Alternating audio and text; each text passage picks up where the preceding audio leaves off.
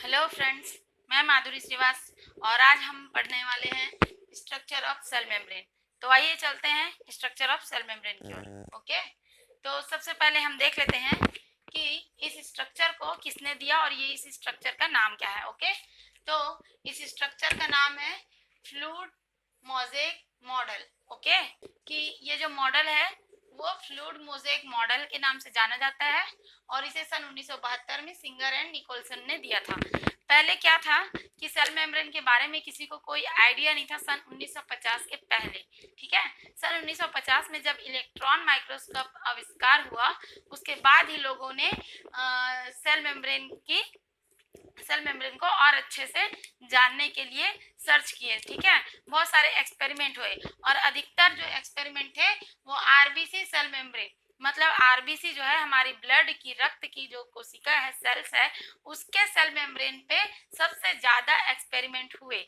ठीक है, ये तो हो गया कि फ्लूइड मोज़ेक मॉडल किसने दिया, सन 1972 में सिंगर एवं निकोलसन ने दिया।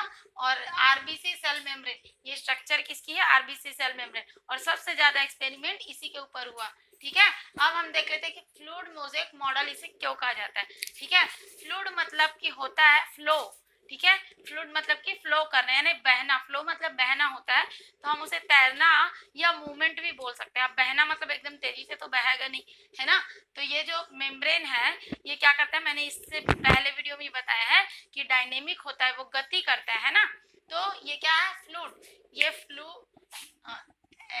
FLOW। ठीक, ये फ्लो वर्ड से लिया गया फ्लूइड, और मोज़ेक मतलब कि कुछ ग्लास और पत्थरों की चीजों को लेकर एक मॉडल तैयार किया जाए, उसे हम मोज़ेक कहेंगे। ठीक है, तो देखो इसमें हालांकि ये तो फास्फोलिपिड और लिपिड और प्रोटीन के बने होते हैं, पर इनका जो स्ट्रक्चर होता है वो पत्थर के समान ही दिखते हैं, है ना, और ग्लास के जैसे आर पार होते हैं, इसलिए इसे मोज़ेक कहा गया। क्योंकि कुछ पत्थरों और ग्लास को लेकर जो मॉडल या स्ट्रक्चर तैयार किया जाता है उसे ही हम मोज़ेक कहते हैं। ठीक है, तो ये हो गया फ्लूइड, इसीलिए इस मॉडल का नाम रखा गया फ्लूइड मोज़ेक मॉडल, क्योंकि ये फ्लो करता है। ठीक है, मूवमेंट करता है अपनी जगह पे। ओके, ये तो हमारा ये हो गया क्लियर। अब देख लेते हैं, जैसा कि मैंने कहा था कि स्ट्रक्चर, ठीक है, ये है हमारा स्ट्रक्चर। तो इसमें मैंने ये कुछ पॉइंट लिख रखे हैं। जैसा कि आप जानते हैं कि मैं हर कुछ जो पढ़ाती हूँ वो पॉइंट टू पॉइंट। ओके, तो मैंने ये कुछ पॉइंट लिख रखे हैं, इसे ही हम इस डायग्राम के थ्रू पूरा क्लियर करने वाले हैं। ठीक है, समझने वाले हैं कि कौन सी चीज कहाँ पर है और कौन सी चीज कहाँ पर क्यों है। ठीक, में क्या क्या मिला हुआ है, क्या क्या चीजों से मिलकर ये स्ट्रक्चर बना है। पहला प्रोटीन, दूसरा है लिपिड, और तीसरा मैंने बताया था कार्बोहाइड्रेट। पर जो कार्बोहाइड्रेट है वो बहुत ही कम या सूक्ष्म मात्रा में पाई जाती है। ठीक है, पर उससे काम जो है वो बहुत ही इंपॉर्टेंट होते हैं। चलिए देखते हैं। फर्स्ट है फास्फोलिपिड। फास्फोलिपिड होते क्या है, ये हाइड्रोफिलिक होते हैं, जैसे कि मैं आपको यहाँ पर बता दूं। ठीक है, अब ये हाइड्रोफोबिक का मतलब क्या है और हाइड्रोफिलिक का मतलब क्या है। ठीक है, तो हम देखते हैं ये फास्फोलिपिड स्ट्रक्चर पर कहाँ है। ठीक, ये देखिए, ये जो red red red red circle है ना, ये है फास्फोलिपिड। ठीक, ये फास्फोलिपिड है और हम इसे हेड भी कहते हैं। ये देखो मैंने यहाँ लिख दिया है हेड। ठीक है, हम इसे किस नाम से जानते हैं, हेड के नाम से। और ये जो ग्रीन मैंने पैर के समान या डंडे के समान बनाया है, इसे हम कहते हैं फैटी एसिड। ये किसका बना होता है, फैटी एसिड का, और इसे हम कहते हैं क्या है, टेल। ठीक है, ये टेल है। ठीक है, तो देखिए मैंने अभी अभी क्या कहा, फास्फोलिपिड और फैटी एसिड दोनों मिलकर क्या बनाते हैं, सेल मेम्ब्रेन का जो स्ट्रक्चर है वो बनाते हैं। इनमें कार्बोहाइड्रेट भी प्रेजेंट होते हैं, है ना। तो फास्फोलिपिड जो लिपिड है वो किस रूप में पाया जाता है, हेड की ओर। ये जो हेड है इसकी ओर फास्फोलिपिड के रूप में, और टेल, ये ग्रीन वाली जो है ये टेल है, टेल फैटी एसिड के रूप में। ओके, और इसमें प्रोटीन भी पाया जाता है। ये देखिए, ये जो बड़े बड़े आकार मैंने बनाए हैं ना ब्लू कलर से, ये क्या है, ये प्रोटीन है। ठीक, तो अब हम देख लेते हैं फास्फोलिपिड। अब फास्फोलिपिड किस फॉर्म में पाए जाते हैं, हाइड्रोफिलिक होते हैं। सॉरी, जो लिपिड होते हैं वो फास्फोलिपिड के फॉर्म में हेड का जो स्ट्रक्चर बनाते हैं, और टेल किससे बनी होती है, फैटी एसिड से। ठीक है, और इनका नेचर क्या होता है, ये जो मैंने लिखा है ये इनके नेचर है। ठीक है, मैं यहाँ पर लिख दूं,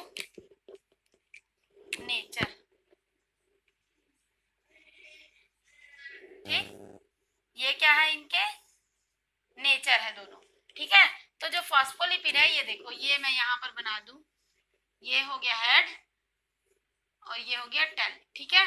तो ये जो हेड है ना, ये होता है हाइड्रोफिलिक, ठीक। तो ये हाइड्रो का मतलब होता है पानी, ठीक है, और फिलिक का मतलब होता है लव। लव लव मतलब कि प्यार, हिंदी में लिख देते हैं प्यार, ठीक है, ठीक। तो देखिए, ये हाइड्रो मतलब पानी और फिलिक मतलब कि प्यार। तो ये जो हेड होता है, ये हेड है, ठीक। ये जो हेड होता है वो क्या करता है, पानी से प्यार करता है, ठीक। और ये जो टेल है, ये यहाँ मैंने लिख दूं टेल, ओके। ये जो टेल है वो क्या होता है, हाइड्रोफोबिक होता है, ये होता है हाइड्रोफोबिक,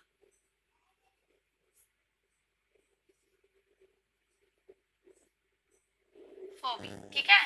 तो फिर से देखिए, हाइड्रो मतलब कि पानी, वाटर, ठीक है, और ये फोबिक मतलब कि डर, ठीक, या नफरत भी बोल सकते हैं यहाँ पर हम, नफरत, ठीक है।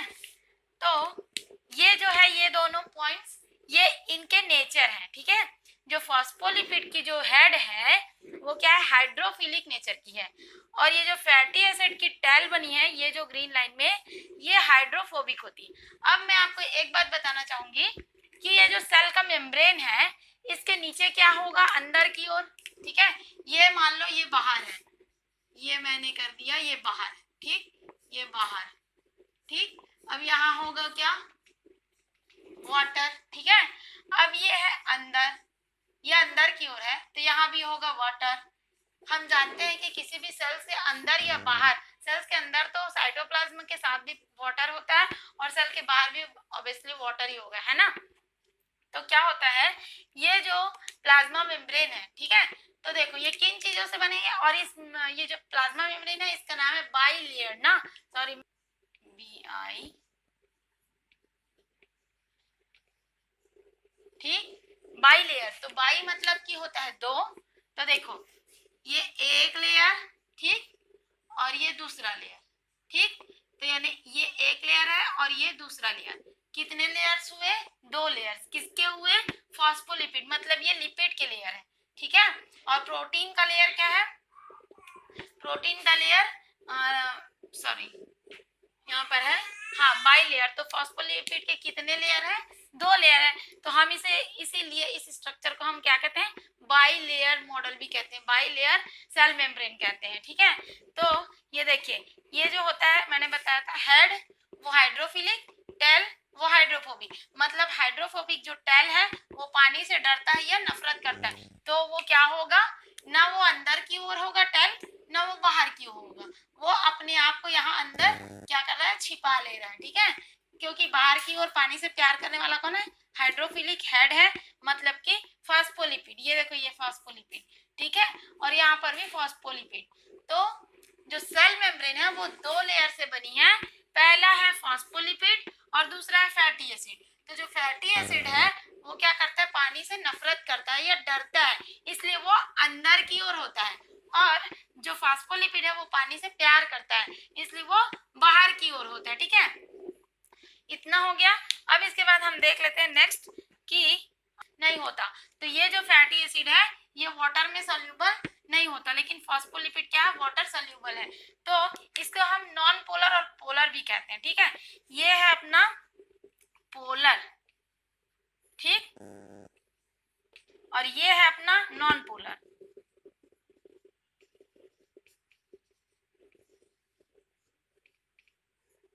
ठीक है, ओके। तो देखो इसको कहते हैं पोलर और नॉन पोलर, किधर रहते हैं, तो अंदर की ओर नॉन पोलर और बाहर की ओर पोलर, ठीक है। तो ये तो हो गया। अब जहां पर भी हाइड्रोफिलिक और हाइड्रोफोबिक यानी फॉस्फोलिपिड और फैटी एसिड एक साथ रहेंगे उसको हम एम्फेथिटिक भी कहते हैं, ठीक है। एम्फेथिटिक नेचर मतलब कि इनका नेचर क्या है, एम्फेथिटिक नेचर के हैं, ऐसा भी कह सकते हैं, ओके। अब नेक्स्ट देख लेते हैं हम आ गए यहाँ पर, इंट्रिंसिक या इंटीग्रल प्रोटीन, और ये क्या होते हैं, अघुलनशील होते हैं। अब ये इंट्रिंसिक क्या है, इंट्रिंसिक मतलब कि अंदर की ओर, ठीक है, इंट्रिंसिक मतलब क्या, अंदर की ओर, और इंटीग्रल मतलब ही अंदर की ओर। तो देखिए प्रोटीन अलग अलग प्रकार के होते हैं। ये क्या है, ये लेयर जो है लिपिड की, मतलब कह सकते हैं, इसके लिए हम एक एग्जांपल ले लेते हैं कि एक तालाब है लिपिड से भरा हुआ, ठीक है, और उसमें कुंभी, जल कुंभी, आप जानते हैं ना, तालाब में होता है जल कुंभी, है ना, तालाब में क्या होता है, जल कुंभी होता है ना। तो मान लो कि ये जो लिपिड की लेयर है, ये जो फैटी एसिड है, ये सॉरी ये लिपिड है फास्फोलिपिड, ये फास्फोलिपिड और फैटी एसिड की एक क्या है, तालाब है, ठीक है। अब उस तालाब में ये प्रोटीन जो है वो जल कुंभी के समान तैर रहे हैं, ठीक है। इसके लिए एग्जांपल हम ले सकते हैं, हम ये एग्जांपल भी ले सकते हैं कि बहुत बड़े समुद्र में फैटी एसिड के यानी कि ऑयल के, तेल के समुद्र में बर्फ के टुकड़े के जैसे समान क्या तैर रहे हैं, प्रोटीन तैर रहे हैं ना, ऐसा भी हम कह सकते हैं। पर हमारी अपनी भाषा में हम कह दें कि एक ऑयल की तालाब है, एक तेल या फैटी एसिड का तालाब है, और उसमें जो प्रोटीन है वो जल कुंभी के समान क्या कर रहे हैं, तैर रहे हैं, ठीक है। अब ये तो हो गया। अब हमको ये देखना है कि ये इंट्रिंसिक और इंटीग्रल प्रोटीन कहाँ पर है और ये घुलनशील क्यों नहीं है।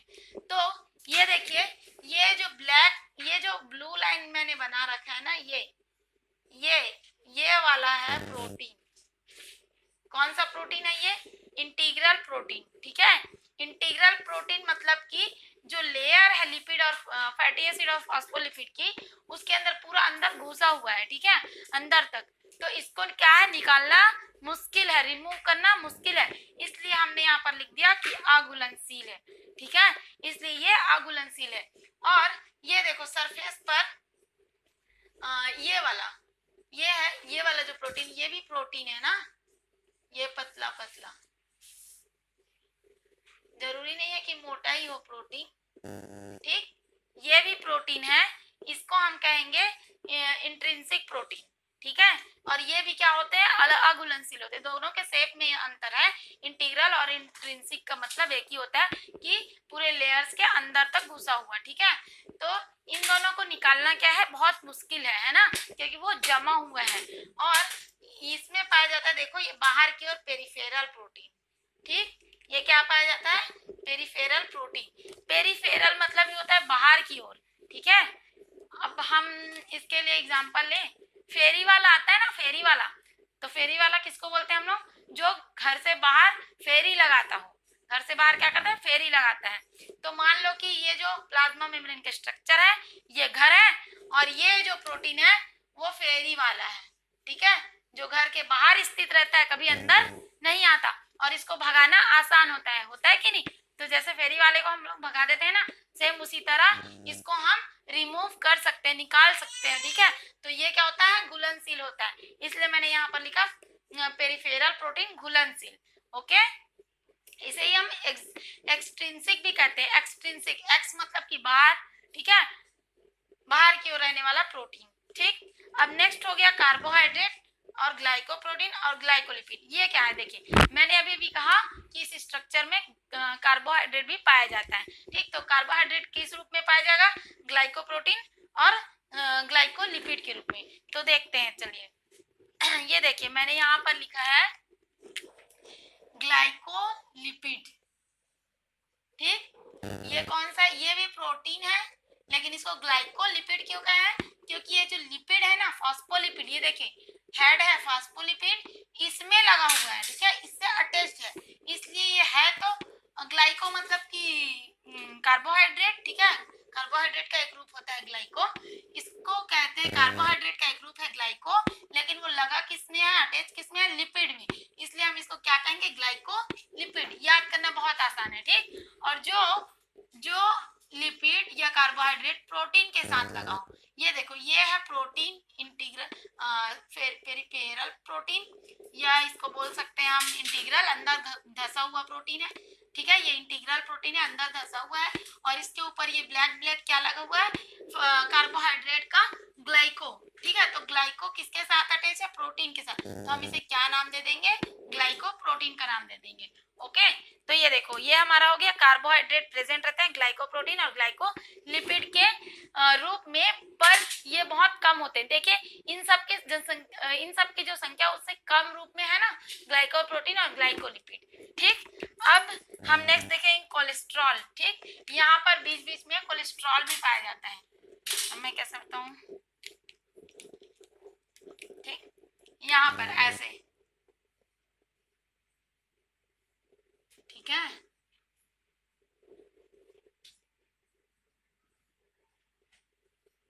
ये ऐसे कोलेस्ट्रॉल पाया जाता है।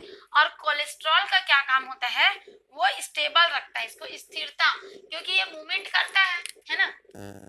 अब मैं बता दूं, जब गर्मी आती है तो घी कैसे पिघल जाता है ना, और ठंड आती है तो घी बहुत ज्यादा जम जाता है। ठीक, तो उसको बैलेंस करने के लिए एक बफर जो है वो क्या करता है? टेम्परेचर को बैलेंस करके रखता है ना, किसी भी चीज को बहुत ज्यादा कड़ा नहीं होने देता और बहुत ज्यादा पिघलने भी नहीं देता है ना, बहुत ज्यादा सॉलिड या बहुत ज्यादा लिक्विड नहीं होने देता, उसी को तो हम बफर कहते हैं ना। तो ये क्या करता है कोलेस्ट्रॉल? वो जब बहुत ज्यादा गर्मी आती है तो ये जो हमारी लिपिड की लेयर है, अब हम जा रहे हैं कि लिपिड और प्रोटीन से बना है, लेकिन अधिकतर प्रोटीन ज्यादा होता है, पर वो जो लेयर है जिसमें प्रोटीन लगा हुआ है वो क्या होता है? लिपिड की लेयर है, और मूव करता है, वो मूवमेंट करता है ना। तो वो क्या करेगा? बहुत ज्यादा गर्मी आएगी तो ये जो फैटी एसिड और फास्फोलिपिड है वो क्या होगी? पिघलने लगेगी, और उनका जो मूवमेंट का स्पीड है वो बढ़ जाएगा। इसलिए ये जो कोलेस्ट्रॉल इसमें पाया जाता है वो क्या करता है? उस मूवमेंट को कंट्रोल करता है, उन्हें स्टेबल करता है, उन्हें जोड़े रखता है, बांधे रखता है। ठीक है, और जब बहुत ज्यादा ठंड आती है तो वो उन लोगों को, उन फॉस्फोलिपिड या फैटी एसिड को बहुत ज्यादा चिपकने नहीं देता, यानी बहुत टाइट अटैचमेंट होने नहीं देता। ठीक है, उनको थोड़ा सा डिस्टेंस बना के ही रखता है, और उनका जो मूवमेंट है उसको सही से रखता है। वो एकदम नॉर्मल वे पे मूवमेंट करते रहते हैं।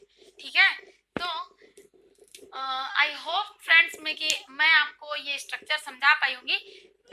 मैं एक बार फिर से इसको रिवाइंड करना चाहूंगी, यदि आपको ना समझ आया तो प्लीज देख लीजिए सिर्फ एक बार। ओके, तो सबसे पहले हमने देखा structure of cell membrane. Okay, इसे बाइलेयर, ये जो मॉडल है इसे बाइलेयर फ्लूइड मोज़ेक मॉडल कहा जाता है। ठीक है, ये जो बाइलेयर है मतलब दो लेयर, किसके दो लेयर? लिपिड के, फॉस्फोलिपिड ऊपर और फॉस्फोलिपिड नीचे। ओके, तो दो लेयर है फॉस्फोलिपिड के, इसलिए इसे हम बाइलेयर कहते हैं। फ्लूइड मतलब कि ये फ्लोएट करता है। ठीक है, मैंने बताया कि प्लाज्मा मेम्ब्रेन क्या करता है? फ्लोएट करता है, मूवमेंट करता है, इसलिए इसे हम फ्लूइड वर्ड कह रहे हैं। और मोज़ेक मतलब कि ग्लास और पत्थर दोनों को लेकर कोई मॉडल को यदि रेडी किया जाए, किसी मॉडल को, ठीक है, या किसी स्ट्रक्चर को, तब उसे हम मोज़ेक कहते हैं। तो ये जो स्ट्रक्चर है ये आर पर पारदर्शी है, ठीक है, पारगम्य है, और ये क्या पत्थर जैसे स्ट्रक्चर इसके दिखते हैं, इसलिए हम इसे मोज़ेक के नाम दे देते हैं। ओके, अब सन 1972 में सिंगर एवं निकोलसन ने क्या किया था?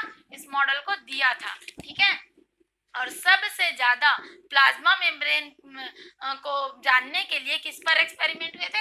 आरबीसी सेल मेम्ब्रेन, ये बहुत इंपॉर्टेंट है। ठीक है, आरबीसी सेल पर, और ये मेम्ब्रेन जिसको हम अभी पढ़ रहे हैं वो किसका है? आरबीसी सेल मेम्ब्रेन का, आरबीसी सेल का मेम्ब्रेन है। आरबीसी जो हमारे ब्लड में पाई जाने वाली रक्त कोशिका है। ठीक है, नेक्स्ट है फास्फोलिपिड और फैटी एसिड। इन दोनों से क्या होती है? दो लेयर बनती है फास्फोलिपिड और फैटी एसिड से। तो फास्फोलिपिड हेड पार्ट है और फैटी एसिड टेल पार्ट है। ओके, तो फास्फोलिपिड क्या होता है? हाइड्रोफिलिक होता है, मतलब कि पानी से प्यार करता है और पानी की ओर रहता है, मतलब ऊपर की ओर रहेगा, और इधर भी अंदर की ओर रहेगा। क्यों? क्योंकि अंदर भी पानी होता है मेम्ब्रेन के और बाहर भी पानी होता है, इसलिए जो लेयर है वो बाहर की ओर ही मिलते हैं मेम्ब्रेन के। ओके, और जो फैटी एसिड है वो क्या है? हाइड्रोफोबिक है, वो प्यार नहीं करता पानी से। ठीक है, दूर भागता है, इसलिए वो अंदर की ओर होते हैं। देखो, ठीक है, नेक्स्ट है, इन दोनों के नेचर को हम एम्फेटिक कहते हैं। ठीक, और नेक्स्ट इसे फॉस्फोलिपिड को हम पोलर कहेंगे, जो पानी से प्यार करता है या पानी की ओर बॉन्ड बनाता है उसे हम पानी से मिलजुल कर काम करे, मतलब बॉन्ड बनाना, मतलब कि आप केमिस्ट्री में देख लीजिएगा। बट मैं इतना ही बता दूं कि फॉस्फोलिपिड यदि पानी से या वाटर से बॉन्ड बना के रहेगा, अपने काम एक दूसरे के साथ मिलकर करेगा, मतलब बॉन्ड बना के, तो उसे हम पोलर कहेंगे। और फैटी एसिड क्या होता है, नॉन पोलर होता है, क्योंकि वो पानी से मिलजुल कर काम नहीं करता, वो अलग छोड़ देता है उसको। ठीक है, ये नॉन पोलर हो गया। अब नेक्स्ट है इंट्रिंसिक और इंटीग्रल। इंटीग्रल और इंट्रिंसिक मतलब कि अंदर धंसे हुए, ठीक है, लिपिड्स के लेयर के अंदर धंसे हुए प्रोटीन को हम इंटीग्रल प्रोटीन या अघुलनशील, क्योंकि इसको निकाल नहीं सकते इसलिए इसे अघुलनशील प्रोटीन कहेंगे। अब नेक्स्ट है पेरिफेरल प्रोटीन, जिसे हम निकाल के फेंक सकते हैं बाहर, ठीक है, फेरी लगाने वाला जो बाहर ही रहता है घर के, ये बाहर का प्रोटीन है, इसे हम निकाल के फेंक सकते हैं, मतलब ये घुल सकता है वाटर में, इसलिए हम इसे पेरिफेरल प्रोटीन कहेंगे और ये घुलनशील होता है। ठीक, कार्बोहाइड्रेट, ग्लाइकोप्रोटीन, ग्लाइकोलिपिड, ये बहुत कम मात्रा में पाया जाता है। जिस प्रोटीन, अगर प्रोटीन में कार्बोहाइड्रेट लगे हुए हैं तो उसको हम ग्लाइकोप्रोटीन कहेंगे। कार्बोहाइड्रेट ग्लाइको के रूप में लगे हुए हैं इसलिए हम ग्लाइकोप्रोटीन कहेंगे। और जो कार्बोहाइड्रेट ग्लाइको के रूप में लिपिड के हेड में लगे हुए हैं उसे हम ग्लाइकोलिपिड कहेंगे। ओके, अब आ गया कोलेस्ट्रॉल। ये क्या देता है, स्टेबिलिटी देता है, ये बफर का काम करता है। ये प्लाज्मा मेम्ब्रेन को गर्मियों में नहीं पिघलने देगा और सर्दियों में नहीं जमने देगा, ठीक है, उनके मूवमेंट को स्टेबिलिटी प्रदान करता है, मतलब कि स्थिरता प्रदान करता है। वो जिस तरह से जिस वे पे मूवमेंट करते रहते हैं वो उतना ही नॉर्मली करते रहते हैं, ना ही वो उनका मूवमेंट तेज होता है और ना ही उनका मूवमेंट कम होता है, इसलिए कोलेस्ट्रॉल जो है यही काम करते हैं। ओके, तो आई होप फ्रेंड्स कि मैं आपको ये स्ट्रक्चर समझा पाई हूँ, और यदि इसके फंक्शन के बारे में आपको जानना है तो प्लीज मेरा नेक्स्ट वीडियो देखना ना भूलें। तो मैं आपसे कहना चाहूंगी, यदि आपको ये वीडियो पसंद आया हो तो प्लीज मेरे चैनल को लाइक करें, शेयर करें और सब्सक्राइब करें, और मेरे नेक्स्ट वीडियो के लिए, ताकि आपको मेरा नेक्स्ट वीडियो का नोटिफिकेशन मिलता रहे। तो thank you friend, bye bye.